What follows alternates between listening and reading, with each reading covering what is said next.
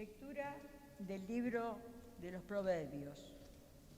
Una buena ama de casa, ¿quién la encontrará? Es mucho más valiosa que las perlas. El corazón de su marido confía en ella y no le faltará compensación. Ella le hace el bien y nunca el mal, todos los días de su vida. Se procura la lana y el lino y trabaja de buena gana con sus manos. Aplica sus manos a la rueca y sus dedos maneja el uso. Abre su mano el desvalido y atiende sus brazos al indigente.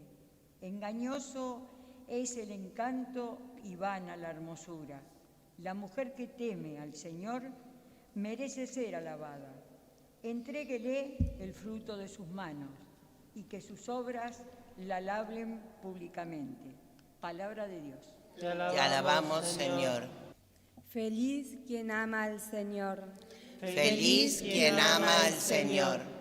Feliz el que teme al Señor y sigue sus caminos. Comerás del fruto de tu trabajo, serás feliz y todo te irá bien. Feliz quien ama al Señor. Tu esposa será como una vid fecunda en el seno de tu hogar, tus hijos como retoños de olivo alrededor de tu mesa. Feliz quien ama al Señor. Así será bendecido el hombre que teme al Señor. Que el Señor te bendiga desde Sión todos los días de tu vida, que contemples la paz de Jerusalén. Feliz quien ama al Señor. Lectura de la primera carta del apóstol San Pablo a los cristianos de Tesalónica. Hermanos, en cuanto al tiempo y al momento, no es necesario que les escriba. Ustedes saben perfectamente que el día del Señor vendrá, como un ladrón en plena noche, cuando la gente afirme que hay paz y seguridad. La destrucción caerá sobre ellos repentinamente, como todos los dolores de parto sobre una mujer embarazada, y nadie podrá escapar. Pero ustedes, hermanos, no viven en las tinieblas, para que ese día los sorprenda como un ladrón. Todos ustedes son hijos de la luz, hijos del día. Nosotros no pertenecemos a la noche ni a las tinieblas. No nos durmamos, entonces, como hacen los otros. Permanezcamos despiertos y seamos sobrios. Palabra de Dios. Te alabamos, Señor. El Señor esté con todos ustedes. Evangelio de nuestro Señor Jesucristo según San Mateo. Gloria a ti, Señor. Jesús dijo a sus discípulos esta parábola. El reino de los cielos es como un hombre que al salir de viaje llamó a sus servidores y les confió sus bienes. A uno le dio 5 talentos, a otro 2 y uno solo a un tercero. A cada uno según su capacidad y después partió. Enseguida el que había recibido 5 talentos fue a negociar con ellos y ganó otros 5. De la misma manera, el que recibió 2, ganó otros 2. Pero el que recibió uno solo, hizo un pozo y enterró el dinero de su señor. Después de un largo tiempo llegó el señor y arregló las cuentas con sus servidores.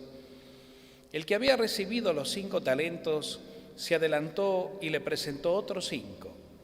Señor, le dijo, me has confiado 5 talentos.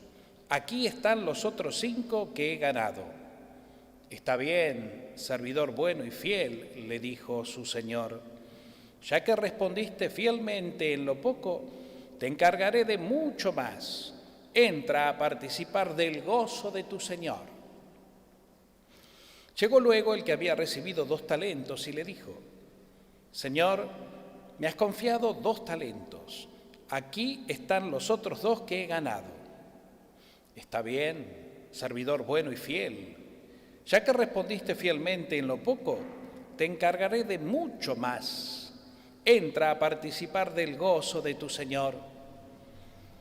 Luego llegó el que había recibido solo un talento y dijo: Señor, sé que eres un hombre exigente, cosechas donde no has sembrado y recoges donde no has esparcido. Por eso tuve miedo y fui a enterrar tu talento. Aquí tienes lo tuyo. Pero el Señor le respondió: servidor malo y perezoso, si sabías que cosecho donde no he sembrado y recojo donde no he esparcido, tendrías que haber colocado el dinero en el banco, y así, a mi regreso, lo hubiera recuperado con intereses. Quítenle el talento para dárselo al que tiene 10, porque a quien tiene se le dará y tendrá de más, pero al que no tiene se le quitará aún lo que tiene. Echen afuera a las tinieblas a este servidor inútil, allí habrá llanto y rechinar de dientes.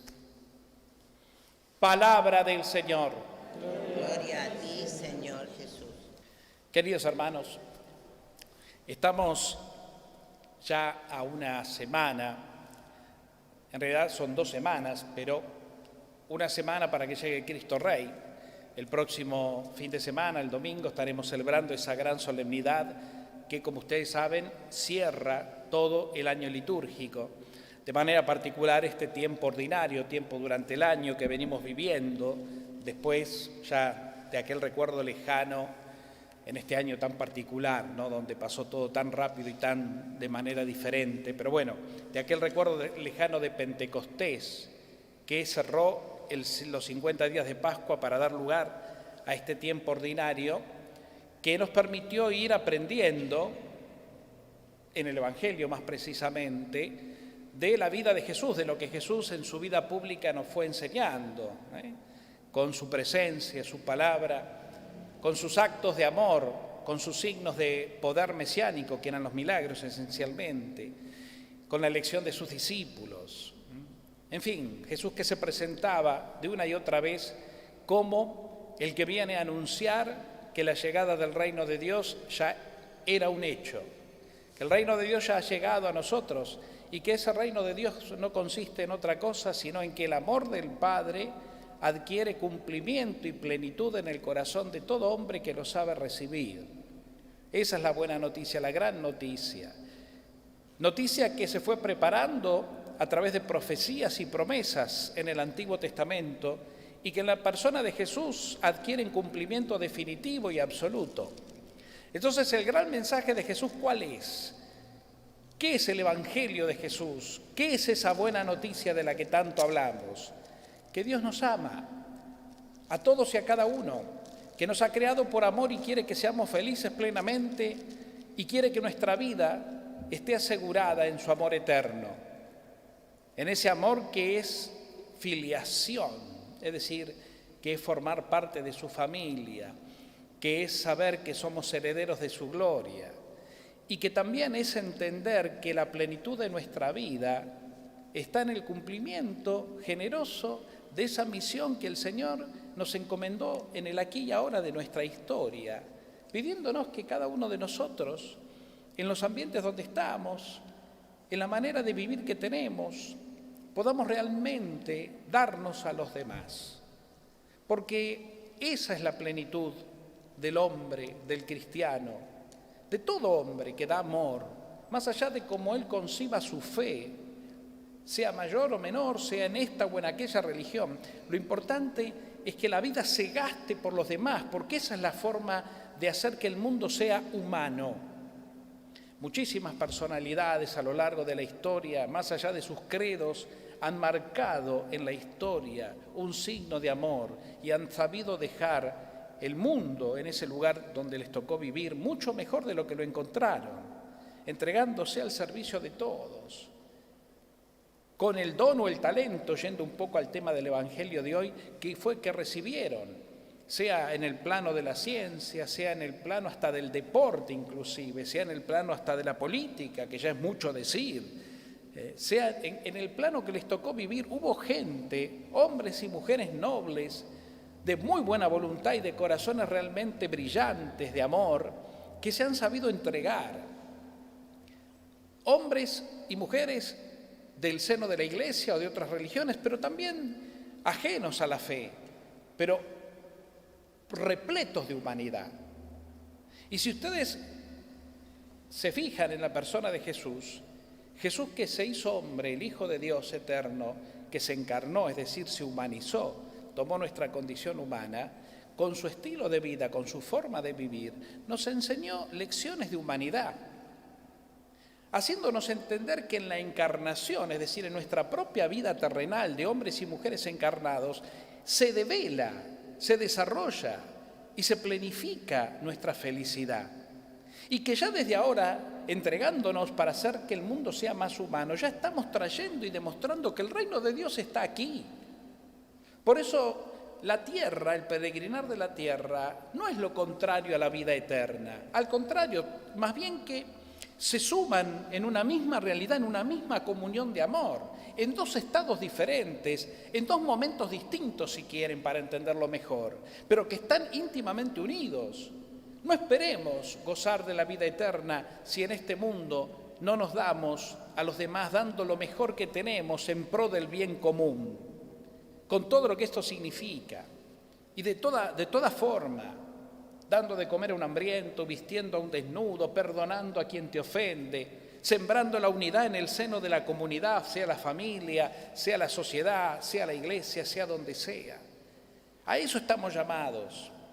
Tenemos que comprender que esa es nuestra gran misión y ahí radica el sentido de nuestra vida y por consiguiente la garantía de nuestra felicidad.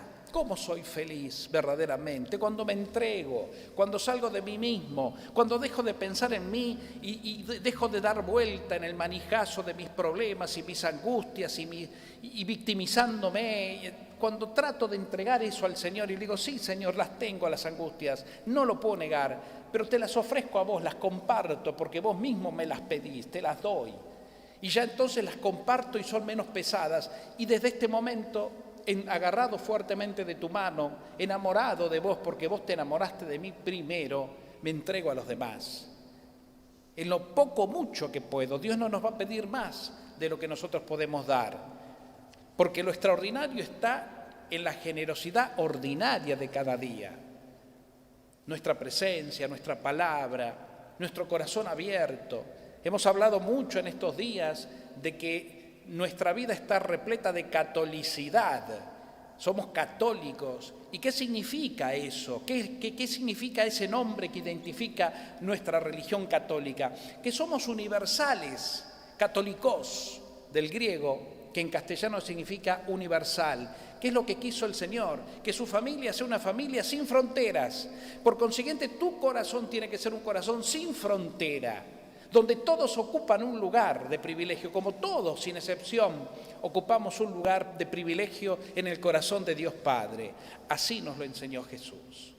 Por eso, en ese diálogo final que Jesús tiene en su oración sacerdotal con el Padre antes de su pasión, ¿qué le dice Jesús al Padre? Padre, que todos sean uno, como vos y yo somos uno.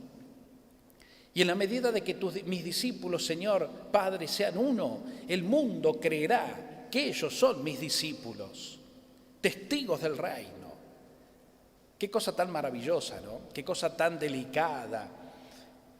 Qué riesgo, porque implica realmente arriesgar el falso yo, el hombre egoísta, el hombre viejo, terrenal, que solo mira sus propios intereses egoístas y demás, para abrirse al hombre nuevo que es Cristo en mí y vivir de la misma manera que Cristo vivió, vivir intensamente dando amor, porque esa es la síntesis de la vida, en el aquí y ahora, para después alcanzarla de una manera plena, perfecta, libre y definitiva. Al acercarnos entonces, queridos hermanos, al fin del año litúrgico con la solemnidad de Cristo Rey que celebraremos el próximo domingo, vamos viendo, y ya lo estamos haciendo en los domingos anteriores, que la palabra de Dios nos va llamando a lo esencial, a lo profundo, a lo más genuino, como que se va hilando cada vez más fino para llegar al punto esencial de lo que es la vida de Dios y lo que es nuestra vida en Dios. La primera lectura de este 33º domingo está tomada del libro de los Proverbios y pone ejemplo, fíjense, de una mujer que es ama de casa. Y dice el autor de este libro, una buena mujer, una buena ama de casa, ¿quién la encontrará? Y empieza a analizar lo que sería para aquella época, obviamente, las condiciones de una buena ama de casa. Y fíjense, una buena ama de casa, dice, es como una perla preciosa. El corazón de su marido confía en ella. No le faltará compensación, porque es una mujer entregada, esposa, ama. Y todo lo que hace lo hace bien. Entonces no entra el mal en su corazón. Es trabajadora, es hacendosa, es buena madre, es buena esposa, es buena hermana, es buena vecina. Todos los que la ven realmente se sienten enriquecidos con solo compartir con ella la vida. Pone el ejemplo de la mujer. Y este ejemplo de la mujer está referido, ¿no?, a lo que es el pueblo de Dios. Este pueblo de Dios que es Israel, la esposa de Dios. Esta esposa de Dios que también, en otros términos y en otros momentos de la Sagrada Escritura, sobre todo en el Antiguo Testamento, fue tomada como aquí, como una buena esposa, pero también cuando se vio al pueblo de Israel infiel a Dios, infiel a los mandamientos, infiel a la alianza que Dios había hecho con su pueblo, los profetas la determinan, ¿no?, también llamándola como la prostituta, la infiel, la que tomó otros caminos. Es decir, la figura de la mujer, en este caso, representa la actitud de su pueblo. Y lo que desea Dios, y por eso decimos que Jesucristo, Dios encarnado, vino a entregar su vida y en esa entrega de vida selló una alianza nueva, un matrimonio sagrado con su iglesia. Cristo es el esposo, la iglesia es la esposa. ¿Y quién es la iglesia? La iglesia es el pueblo de Dios. Ese pueblo de Dios que lo formamos todos y cada uno de nosotros.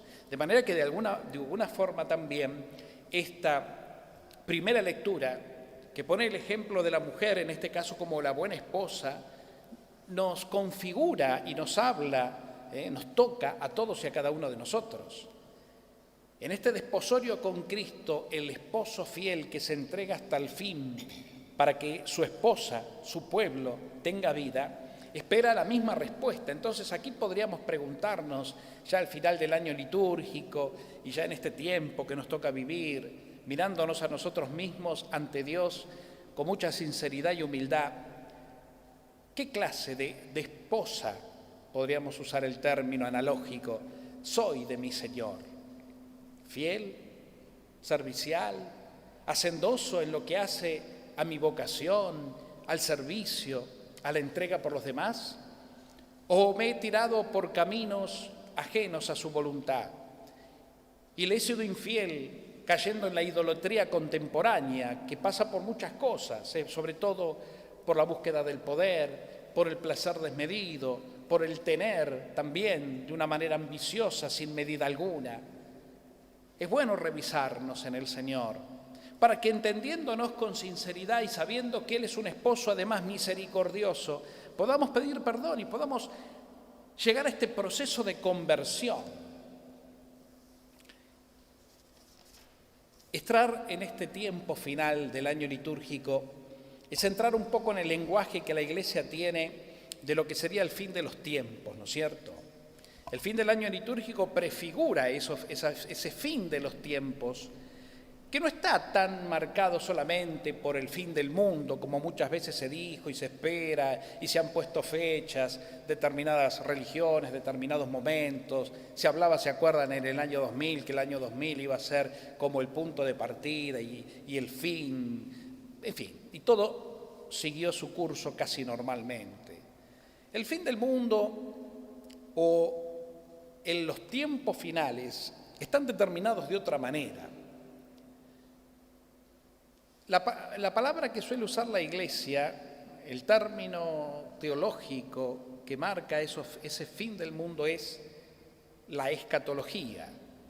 Escatón significa fin, y la escatología es esa conciencia de finitud, Pero no finitud como término, sino finitud como fin, como destino. Por eso es importante, y aquí la palabra de Dios es tan insistente, en que vivamos lo cotidiano sin perder de vista nuestro fin último, nuestro destino final, hacia donde nos dirigimos, para que teniendo en cuenta el destino, tomemos el verdadero camino, el camino correcto. Y el camino correcto es el que nos marcó Jesucristo, que recién hablábamos, el camino de la entrega, del amor, de la generosidad, ¿no? Somos todos escatológicos, porque todos estamos marcados por un fin, llamados justamente a la plenitud de la vida, a la plenitud del reino, pero que ya en el aquí y ahora tenemos que descubrir y vivir, ¿no? La segunda venida de Jesús se la conoce también con el nombre de parusía. Parusía es un nombre griego que es anterior al cristianismo e inclusive a la misma religiosidad. La parusía era un momento que vivían ciertos pueblos de la antigüedad cuando estaban por recibir la visita del rey. ¿Qué sucedía en esos momentos? El pueblo se preparaba preparando como una fiesta porque su mandatario lo iba a visitar con todo lo que eso significaba. Y entonces había construcciones nuevas, había preparaciones, rituales, fiestas, todo se iba preparando porque iba a suceder un acontecimiento realmente relevante y trascendente en ese pueblo, en esa ciudad, porque su rey lo iba a visitar. Y entonces la gran parusía, la gran preparación, porque venía el soberano. Nosotros eso lo podemos ver también cuando, por ejemplo, determinados países en esta época se preparan para grandes acontecimientos. Por ejemplo, en el caso nuestro, un pueblo que prepara la visita del Papa, como lo hemos vivido ya desde Juan Pablo II, a nosotros nos ha tocado en 2 ocasiones. Bueno, hay una movilización importante, no solo en la Grey Católica porque recibimos a nuestro pastor, sino también en todos porque no deja de ser una personalidad relevante en la historia y en la sociedad universal. Cuando un pueblo o una nación se prepara, por ejemplo, para celebrar un mundial de fútbol, ¿cuántos preparativos hay?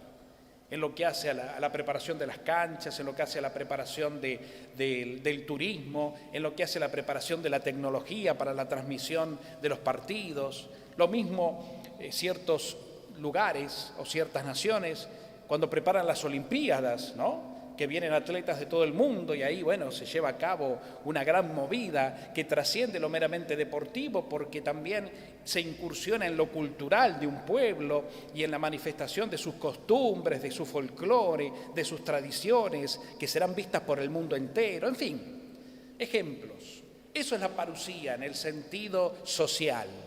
Pero en el sentido religioso, la parusía es la esperanza que el pueblo de Israel tiene y que el pueblo cristiano tiene de la segunda venida de su Mesías.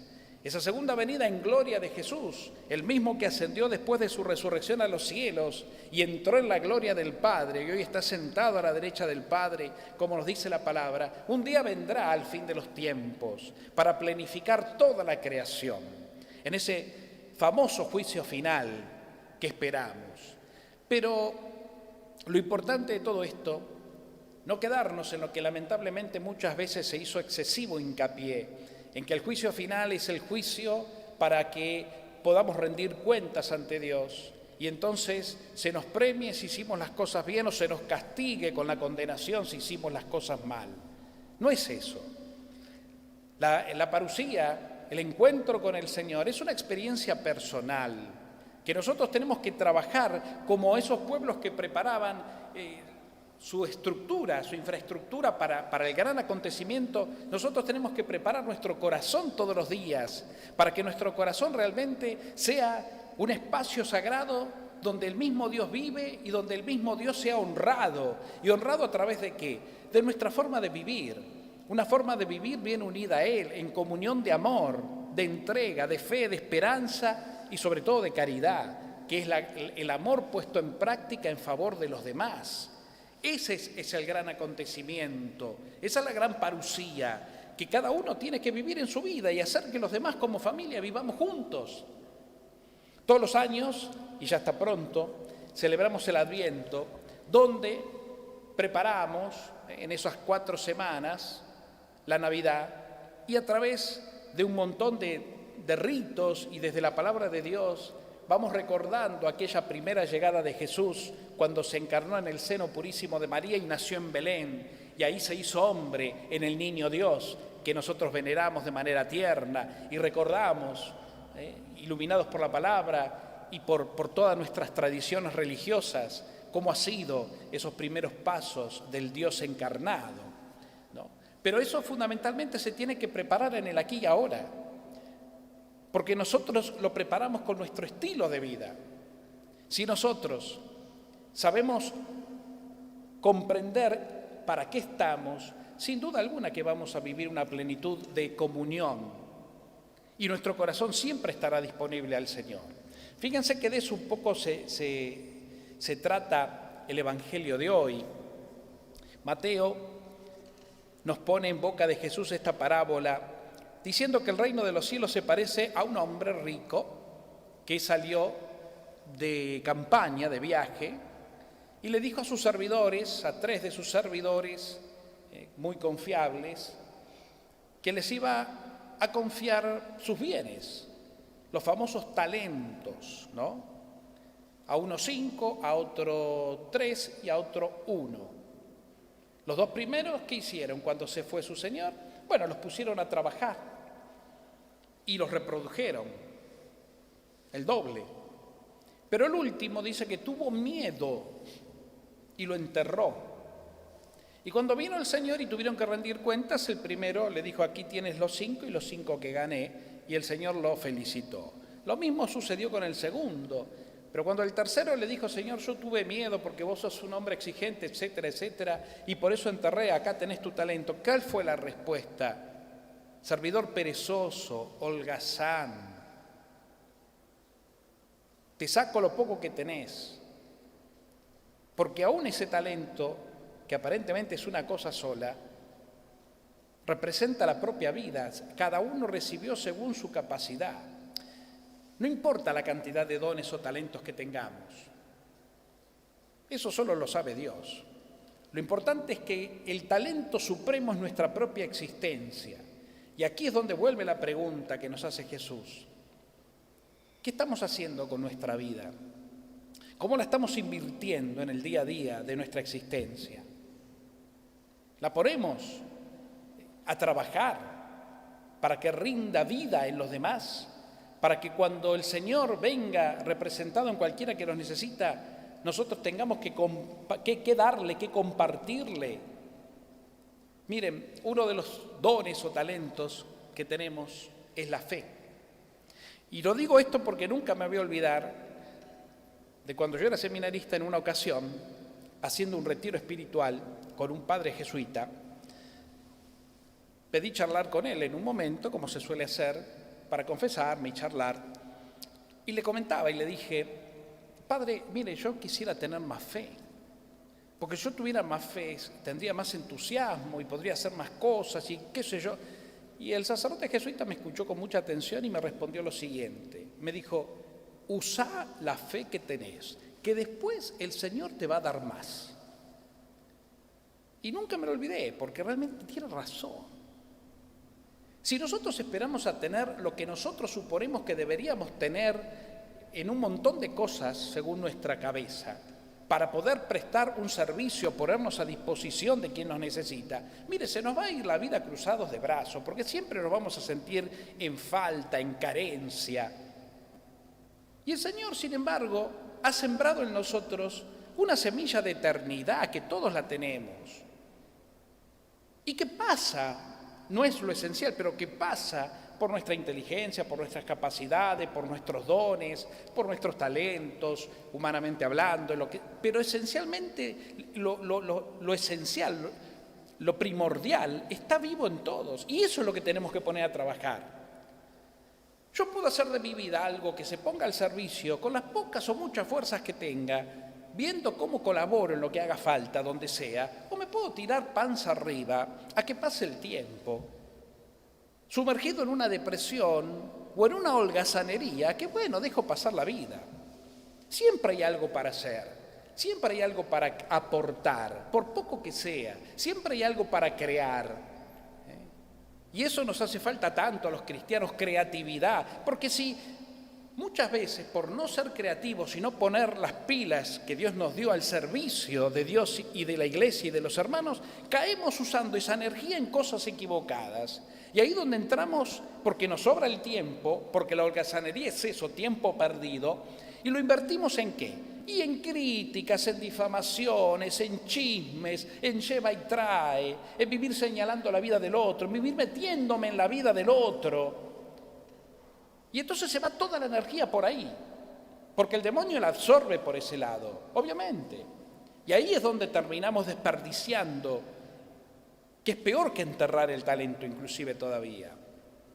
Entonces, hermanos, el Señor nos llama a que nuestra vida no está desperdiciada, que no perdamos tiempo con pensamientos tontos, ni bajemos los brazos, ni tengamos miedo, ni caigamos en la pereza o la holgazanería de la vida, que nos va a llevar por caminos realmente perniciosos, aburridos y destructores, que generan uno de los grandes problemas en las comunidades, familias y situaciones sociales, que es la división.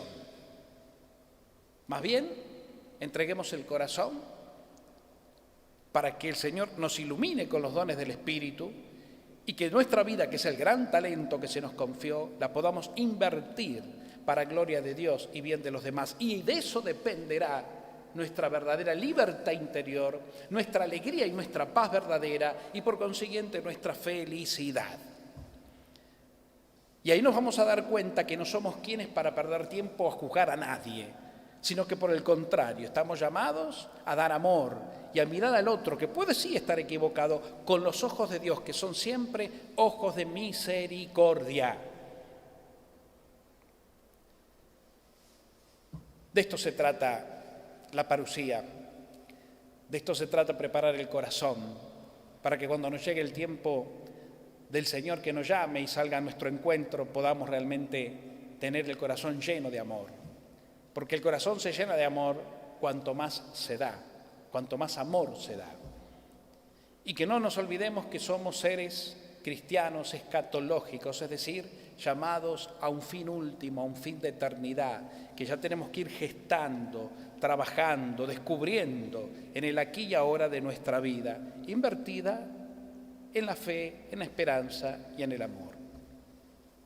Pidámosle a la Virgen, a nuestra dulce y tierna Madre, que de esto siempre supo tanto, que nos acompañe, nos enseñe y nos guíe por este caminar.